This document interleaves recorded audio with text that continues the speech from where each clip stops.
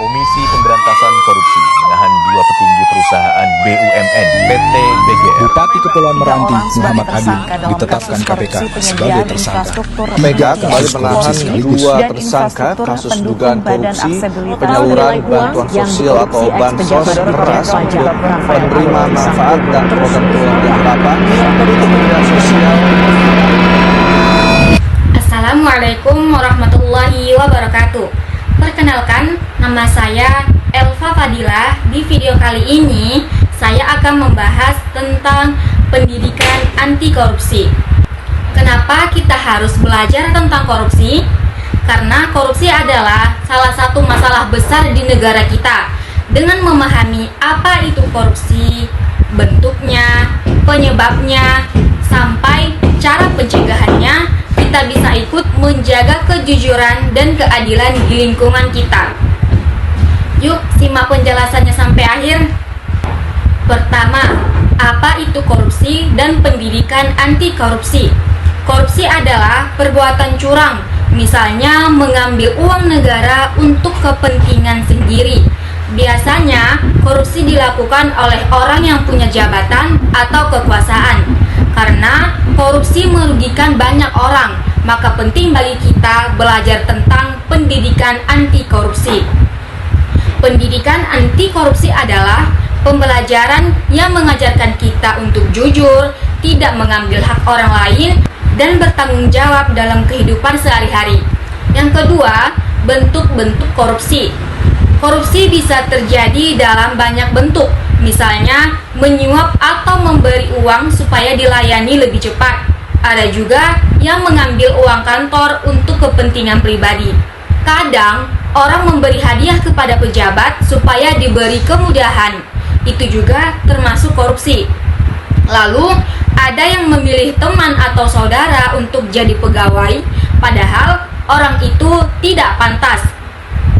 Ada juga yang menaikkan harga barang atau proyek supaya bisa mendapat untung lebih besar.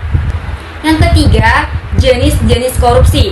Korupsi bisa terjadi di mana saja, bisa di kantor, pemerintahan, saat petugas minta bayaran lebih supaya urusan cepat selesai. Bisa juga terjadi di dunia politik, ketika pemimpin negara menyalahgunakan jabatannya. Di pengadilan pun bisa terjadi korupsi. Misalnya, hakim dibayar supaya membuat keputusan yang tidak adil. Korupsi juga bisa terjadi di dunia usaha, saat orang curang supaya bisa untung lebih banyak. Bahkan dalam kehidupan sehari-hari, kebiasaan memberi uang supaya dilayani lebih cepat juga termasuk korupsi. Keempat, kenapa korupsi bisa terjadi? Korupsi bisa terjadi karena beberapa alasan. Salah satunya karena orang serakah dan tidak punya rasa tanggung jawab. Bisa juga karena hukum tidak ditegakkan dengan tegas, jadi orang tidak takut kalau berbuat curang. Ada juga yang berbuat korupsi karena gaji kecil dan merasa kurang.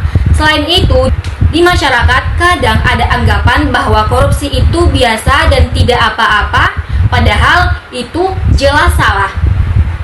Kelima, dampak atau akibat korupsi. Korupsi membuat negara rugi besar.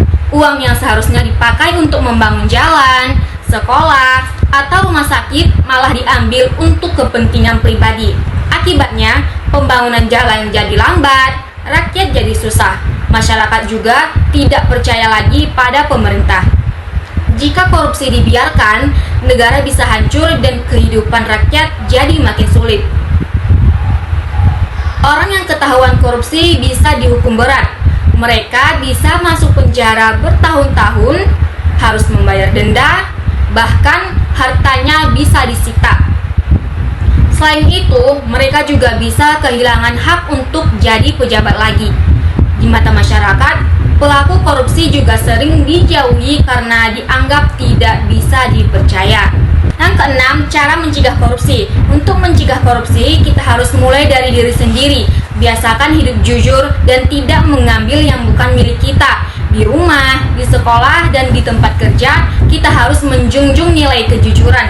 Pemerintah juga harus membuat aturan yang jelas dan sistem yang bisa diawasi. Penegakan hukum seperti polisi dan jaksa harus tegas terhadap pelaku korupsi. Dan yang paling penting, semua orang harus ikut serta dalam menjaga kejujuran dan keadilan. Nah, itu tadi penjelasan tentang pendidikan anti korupsi. Semoga video ini bisa menambah pengetahuan kita semua dan membuat kita lebih sadar bahwa korupsi itu salah dan harus dilawan. Kita semua bisa ikut mencegah korupsi, dimulai dari hal kecil seperti jujur dalam tugas, tidak mencontek, dan tidak mengambil yang bukan milik kita. Cukup sekian. Wassalamualaikum warahmatullahi wabarakatuh. Happy Pancasila birthday.